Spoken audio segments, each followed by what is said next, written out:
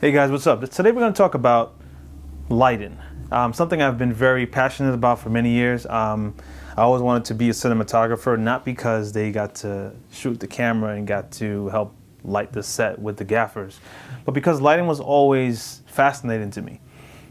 And right now, and since the beginning of photography, I would say it's the number one element, because photography is known as painting with light. And so today we're just going to look at how to use those tools that I've been talking about, the GH5, the XT2, the A7R3, and any new camera that comes out, even the Red Weapon, any camera that you can get your hands on, an iPhone.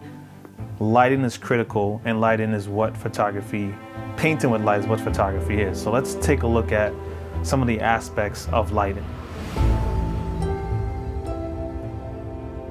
So why do we light a scene? Why do we need to understand how to light a scene? Well, first of all, the more an object or even a person is visible, the better the image appears. So in other words, the more of a surface the more surface of a person or an object that we can see, the more visible it appears. And that's what we have the difference between a two-dimensional image and a three-dimensional image, is where you can actually see the image pop out of the background.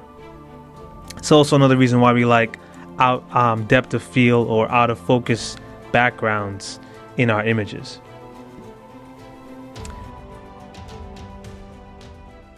Now, no matter how simple an object is, the way we light it is pretty much the same. That's not going to change. Whether it's a box, whether it's a person, whether it's food, whether it's a car, the principles are essentially the same. But the light source may change depending on how big or how small that object is. Now, another key element of why lighting is important is the more light available, the clearer and sharper an image. Now, you may think lighting just applies to the brightness, or a word that we're going to be using a lot, the contrast, or it may be applying to how soft or how hard the person may look in the scene. You know, if you want to compare like a model with a boxer, you know, one may look more gritty and the other one may look more soft and feminine. But no, lighting will actually affect how sharp the image is and how clear the image is. Have you ever looked at some images and it seems as if you're looking into a glass or into a mirror?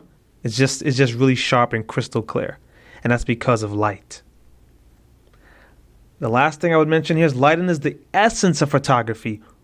Without it, we have no images at all.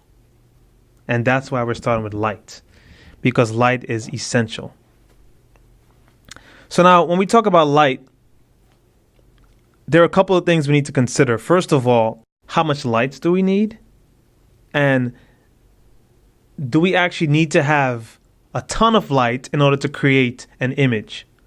And do we need to have so much light that the whole image looks washed out, or the word that's properly used is overexposed? Now, overexposure, what that looks like is when an image looks washed or white, where you cannot see the details of that object. Here's an example of that. This area right here, in this section right here, where the arrow is actually an area of overexposure. Here's another example of overexposure. This is what you want to avoid when you're taking your pictures. Now, there's also another part of lighting known as underexposure, which means the image is too dark, where you still lose information in the black areas of the image. Say it's someone's, say for example, like this picture here, you cannot see the face, or you cannot make out exactly a specific area in the picture like this one. So let's go over now the purpose of lighting. Lighting has two functions.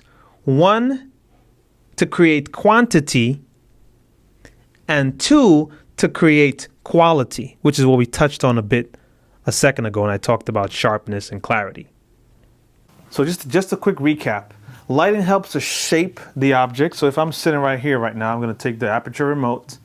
I'm gonna turn this light off real quick. Give you guys a quick idea. I have the half 120 over here next to me. It's gonna shoot real quick with the iPhone so you guys can get an idea what's going on here. I have the aperture 120 half next to me, and it gives you an idea of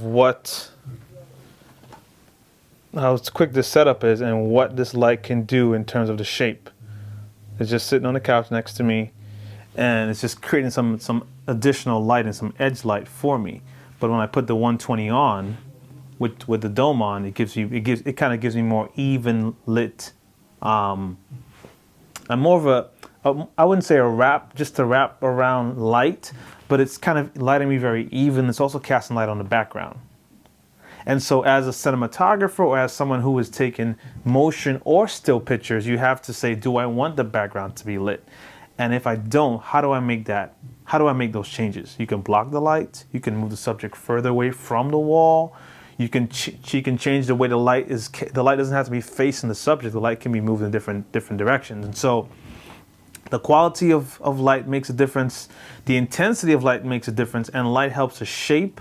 Light helps to give more of a dramatic look to your pictures. And lighting is actually critical when it comes to cinematography and photography. And so why am I telling this to you? Well, you go out, you spend hundreds of dollars on a camera. You might even spend $100 on a camera.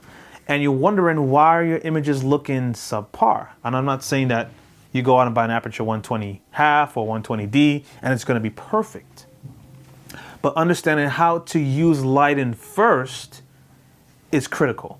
That can make a difference between a person who has a $200 camera and a person who has a $10,000 camera.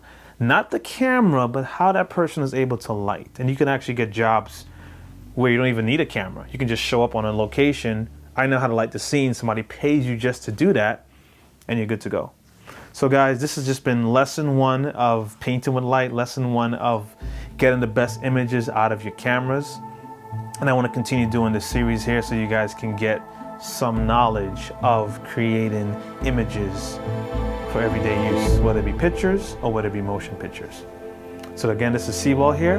Until next time, peace.